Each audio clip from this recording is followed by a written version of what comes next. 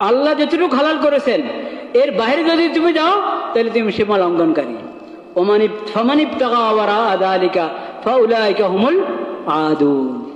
এখন তো দেশে ইউরোপিয়ান নিয়ে এসেছে, সংস্কৃতি নিয়ে এসেছে, দেশে আমদানি করা হয়েছে কি সমকামিতা।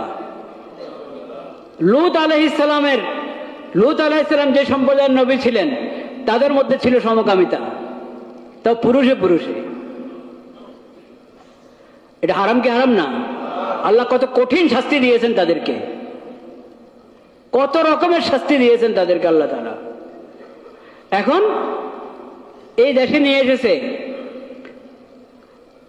খালি সমকামিতা না, LGBT, মানে ওটাতে কত পদ্ধতি, মেয়ে মেয়ে ছেলে ছেলে।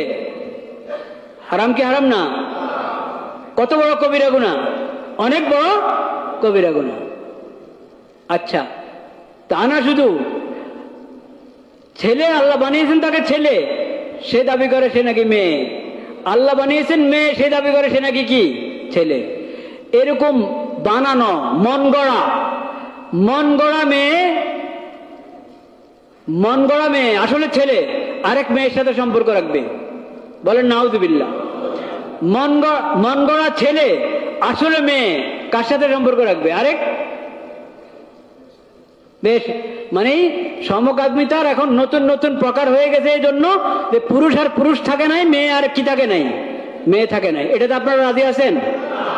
ছেলেরা মেয়ে হয়ে যাবে, মেয়েরা ছেলে হয়ে যাবে, এটাতে রাজি আছেন? এটা কি আল্লাহর সাথে যুদ্ধ ঘোষণা কিনা? যেটা আল্লাহর সাথে যুদ্ধ ঘোষণা, এটা যে দেশে থাকবে এই দেশের মধ্যে সম্ভব শান্তি আসা? তো এই দেশ তো এরকম হচ্ছে, এই দেশ তো এরকম হচ্ছে।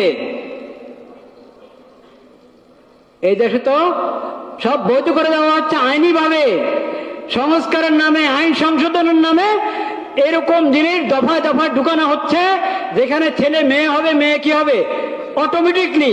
ছেলে দাবি করবো আমি মেয়ে, এখন থেকে সে মেয়ে হয়ে যাবে, মেয়ে দাবি করবো আমি ছেলে, এখন থেকে সে ছেলে হয়ে যাবে। কিছুদিন সে ছেলে থাকবে, আবার ঘোষণা করবো আমি মেয়ে, কিছুদিন মেয়ে থাকবে, আবার ছেলে ঘোষণা করবে সে ছেলে। এটা বর্তমান সরকার আইনের মধ্যে ঢুকিয়েছে আইন সংশোধনের নামে, বলেন নাউযুবিল্লাহ। আল্লাহ তাআলার লানত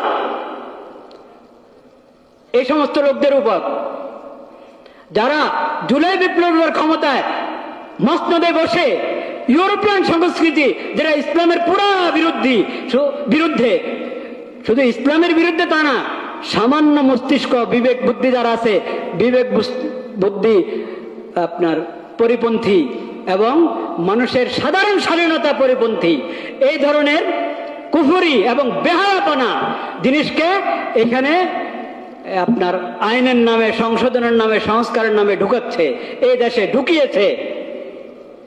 আল্লাহ লানত তাদের উপর।